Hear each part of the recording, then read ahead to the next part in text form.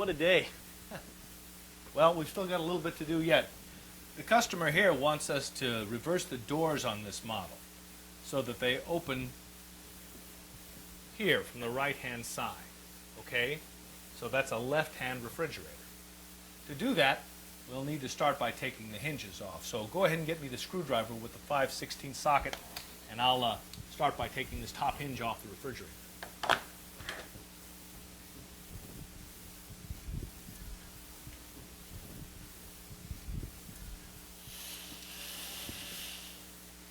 When you take the screws out, be careful and put them where you'll be able to find them again. And make sure the door doesn't fall off. All right, lift it up and Here, let remove me it. have it, and I'll put it over here. Good. Now be careful. Set it down over there where it won't get damaged. Good.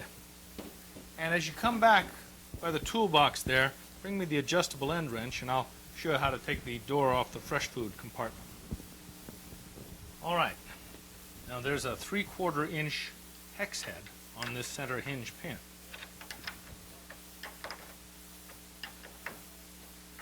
I'll remove that, and then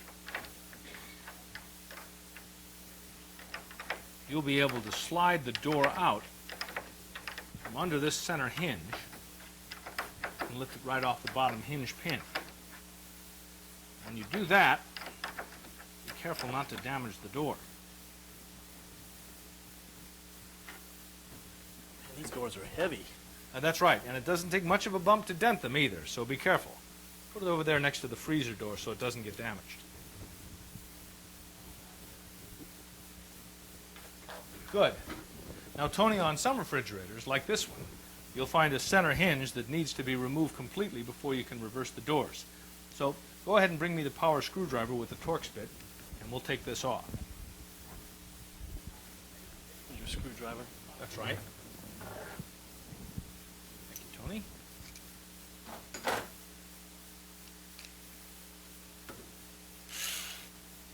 And as always, we'll have to be careful to put these screws in this hinge piece where we won't lose them. Right up here on top of the fridge should be the right spot.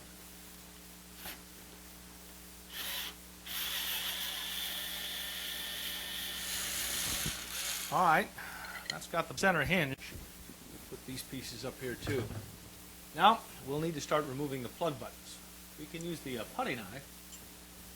It's got masking tape around the blade. The tape acts like a pad to protect the case and the paint on the case when you're removing the plug buttons. You have to be careful when you're doing it. You take all of these off and put them where you'll find them again. We don't want to lose them. That can save us a service call later to come out and put in a lost plug button. When you take them out, be careful not to damage them. You can easily mess them up enough so that they won't go right back in. This plug button here, for instance, covers that screw on the mullion. I wouldn't have even known there was a screw there if you hadn't told me. All right. Well, we'll put it up here to keep it safe. Now, you can take the screws that you took out over here and put them back in on this side. While you're getting those screws tight, I'll check some more plug buttons.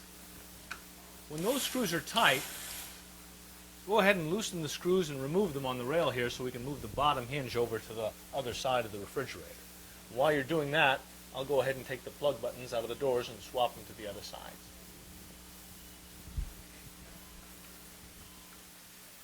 Now, Tony, you only need to remove the round plug buttons from the door.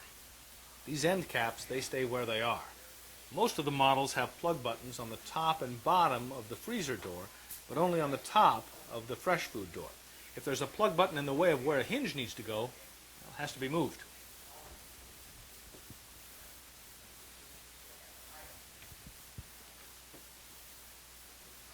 We swap these over to the other side. Good. Now, let's flip this door over. There's something else we have to do while it's off. There's a stop here on the bottom of the door. Every time we reverse the doors on a top mount, we need to remove this stop and switch it to the other side.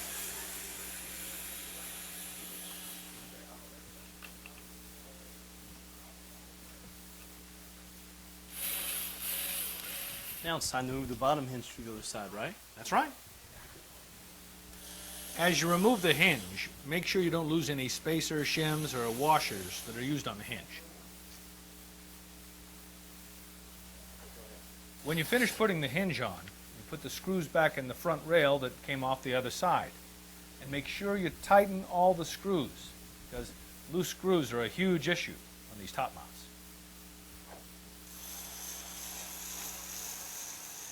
Okay, John, now what? Now, put the center hinge on this side. And when you do, be sure. I know, I got it. Make sure they're tight. I've been listening. Make sure all screws are tight.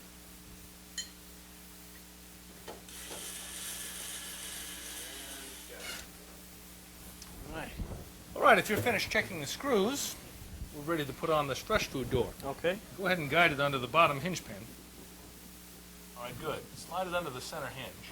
There we go. Now, I'll put in the hinge pin. We can start it by hand, and of course we'll finish it with our adjustable end wrench. As long as you make sure the pin goes in from the top, with the shoulder on the top, everything will be fine. We have SCR issues because sometimes this isn't disassembled, and when the center hinge is flipped over to the other side, this hinge pin flips over too. Then the freezer door sits down too low. It doesn't seal properly, it rubs against the gaskets and causes all kinds of other problems. You go ahead and get the freezer door. I'll finish tightening this hinge pin. We'll set the freezer door on this hinge pin, and meanwhile, I'll get the hinges ready for the top of the refrigerator. Here you go, John. Good. Set that down on the center hinge pin. That's got it. Swing it shut. Now, we can put in the top hinge. Now, I always like to start these screws by hand. It makes it easier to tell that they're not being cross-threaded. And if you'll lift that in just a little bit, it'll be easier to put these screws in.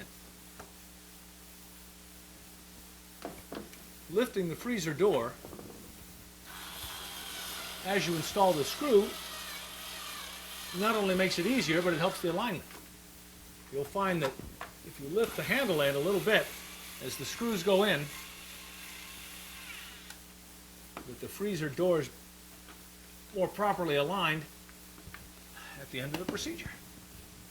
There, we finished? Not quite. We still need to account for the rest of the plug buttons, and you'll need to screw on the mullion here with this screw. When that's done, make sure you put on the screw cover too. All right, all the plug buttons are in place. Good. We'll put this hinge cover back on, and we're almost done. We just need to check to make sure that the doors are closing properly and the gaskets are sealing the right way. So what do you think? It's not closing. Right. These top mounts need to tilt back.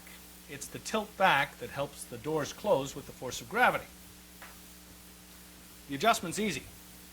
The grill's already off here at the bottom, and there are adjustment screws here.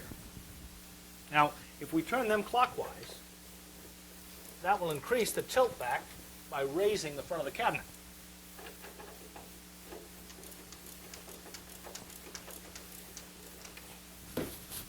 Try it now.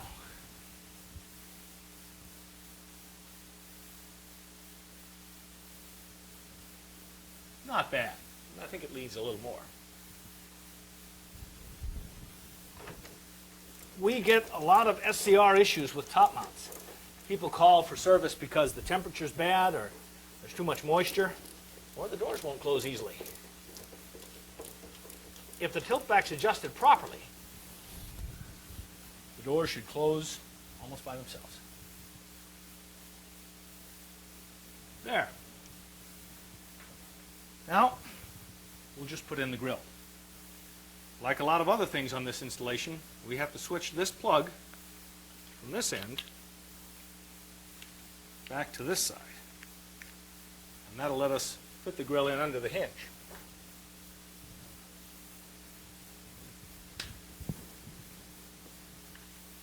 Underneath here, these clips go in, the grill pivots down into place. And now, Tony, I think we're done.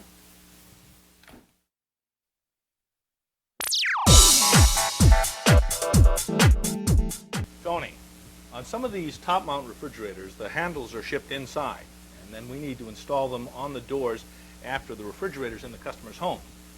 The handles are held on by Phillips screws, and by the way, we have to be careful not to put the screws in too tightly when we're installing handles. Well, you go get the Phillips screwdriver. I'll unpack the handles from the box. Now, for the freezer door, we'll start by putting in one screw here at the top, and then we'll attach two screws at the bottom of the handle, and the freezer door will be done.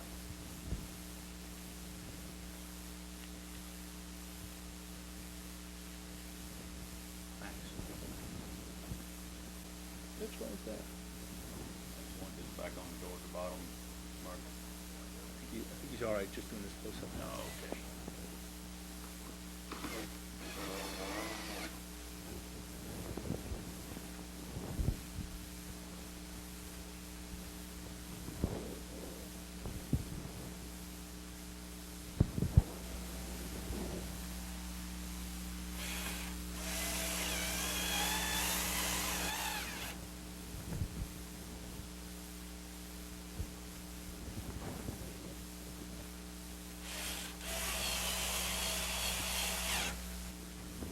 Good. Now, some models have a full-length handle on the bottom fresh food door, like this one. Some models have a short handle. On this model, it's full length, and that means that this tail has to slide together with the top part of the handle so that it looks like it's all one piece. What about this hole in the middle of the handle? Well, we'll use that for a screw later on to attach the center handle to the front of the door. Here on the back of the tail, there's a screw here covered by a piece of protective tape. You peel that off, and then you'll be able to use this screw to attach the tail to the upper part of the door.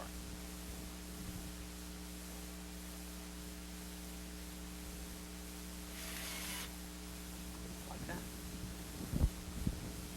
Now that the freezer door's on, we're ready to work on the fresh food door. But before we put it on, we do have to remove this plug button here.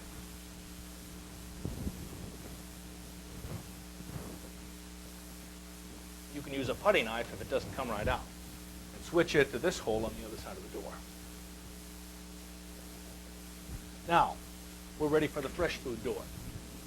You see this pin here at the bottom? Well, that pin fits into a hole here on the bottom of the door, and that's what holds the bottom of the handle on, not a screw. You need to fit that pin in first. Once it's there, go ahead and put two screws here at the top of the fresh food door. Hand me that Phillips screwdriver, would you, Tony? Thank you. As always, not too tight.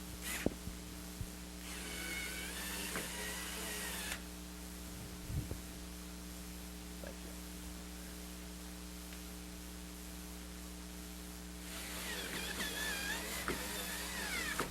Good.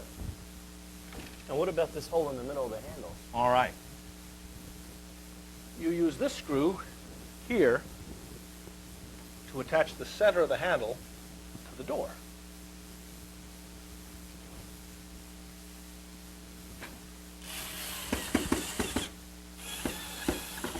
Not too tight. And after it's done, the door handle kit comes with this little plug button. Snap it in, and the handle installation is finished.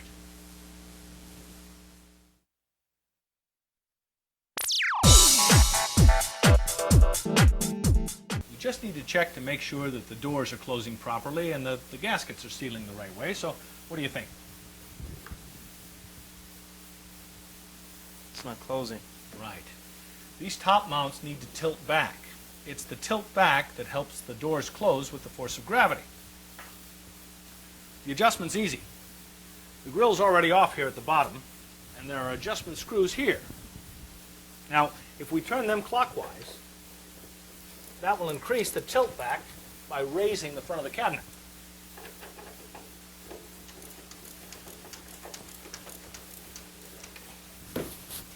Try it now.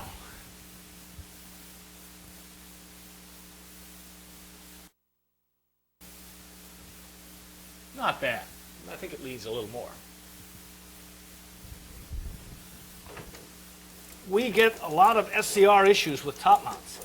People call for service because the temperature's bad or there's too much moisture or the doors won't close easily. If the tilt back's adjusted properly, the doors should close almost by themselves. There. Now, we'll just put in the grill. Like a lot of other things on this installation, we have to switch this plug from this end back to this side.